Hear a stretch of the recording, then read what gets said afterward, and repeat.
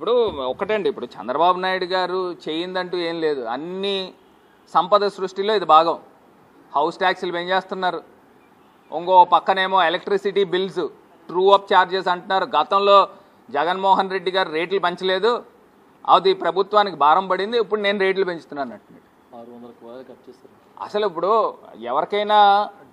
ఎవరికైనా current bill ఒక 500 600 వచ్చే కరెంటు బిల్లు పాపం 1500 1200 ఆ రేంజ్లో డబుల్ ద బిల్లు వచ్చేస్తుందని ప్రజలందరూ కూడా తెలియపరుస్తున్నారు.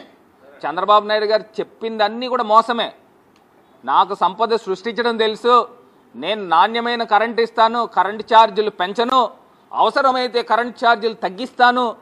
మరి ఆయన చెప్పారు, ఈయన చంద్రబాబు నాయుడు గారు, ప్రజలందరూ కూడా నమ్మారు.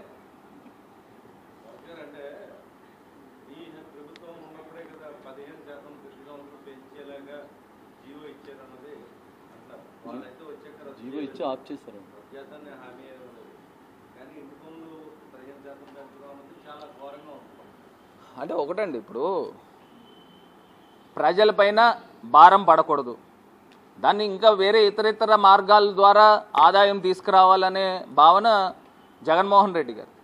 ఇప్పుడు వాలంటీర్స్ పరిస్థితి ఏంటండి, గతంలో జీవో ఇవ్వలేదు కాబట్టి మేము ఏం చేయలేకపోతున్నాము అని కారణాలు చెప్పడం ఏంటి?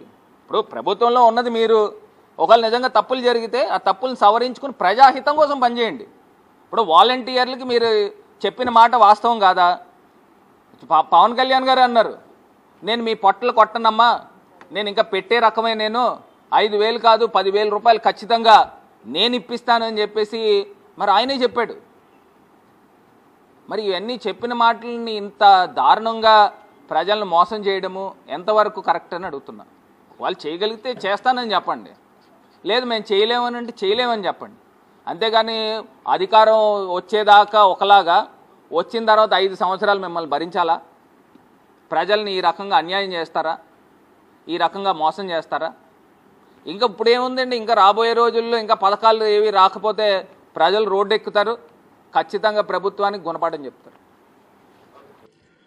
వాలంటీర్స్ని కొనసాగిస్తామని చెప్పాం కదా, దాని అధికారులతో వెళ్ళి చూస్తే అసలు మీరు వాలంటీర్స్ ఎవరు కూడా ఏ విధంగా గవర్నమెంట్కి సంబంధం లేకుండా చేశారు. వైసీపీ వాలంటీర్స్ని వంచింది. ఉద్యోగాలు వాళ్ళకి ఏ విధమైన జీవో లేదు కదా, ఏ విధమైన జీవో ఇవ్వలేదు మీకు. తిరిగి ఇప్పుడు మనం ప్రభుత్వం మీకు ఒక పర్మిషన్ ఇచ్చి, గత ప్రభుత్వం ఇది అఫీషియల్గా ఇది ఇస్తే వాళ్ళు చాలా వంచనతో చేశారు. సో తిరిగి ఇప్పుడు తీసుకొద్దామంటే అసలు దానికి సంబంధించిన ఏ విధమైన పేపర్ వర్క్ లేదు, ఏ విధమైన పేపర్ వర్క్ లేదు. అదే మన నారా లోకేష్ గౌరవ మంత్రి నారా లోకేష్ గారు కూడా మేము అందరూ మాట్లాడుకుంటాం అంటే క్యాబినెట్లో ఇది ప్రస్తావనకు వచ్చింది. నేను 2-3 సార్లు ప్రస్తావిస్తేనే అసలు కూర్చోబెట్టి ఏ జీవో అసలు మీరు ఇలా అధికారికంగా ఉన్నారనేది ఎక్కడ అసలు దానికి దాఖలు లేవు. మీకు గవర్నమెంట్ నుంచి శాలరీస్ రాలా, వాలంటీర్స్ అందరికీ కూడా మీరు చూస్తే గవర్నమెంట్ నుంచి శాలరీస్ రాలా. ఇది గవర్నమెంట్ ఉద్యోగాల్లాగా మీకు మిమ్మల్ని భ్రమింపజేసి గవర్నమెంట్ ఉద్యోగాలు లేదు. అది లోపలికి వచ్చాక మాకు అర్థమైంది అసలు గవర్నమెంట్ ఉద్యోగాలు కాదు ఇది. వాళ్ళు ఏం చెప్పారు, ప్రభుత్వ ఉద్యోగాలు కాదు అవి. సో అందుకే దానికి ఏం చేయాలి, ఎలా చేయాలి అనేది ఒకసారి మన అధికారులతో మాట్లాడుతాను. అసలు గవర్నమెంట్ ఉద్యోగాలు కాని వాటికి ఎట్లా చేయాలి ఏంటి అనేది ఇది ఒకసారి గత ప్రభుత్వం చేసిన తప్పు. కానీ వీటన్నిటికీ మించి మీరు బీఈడీ చదివారా? మీరమ్మా డిగ్రీ చేశారా?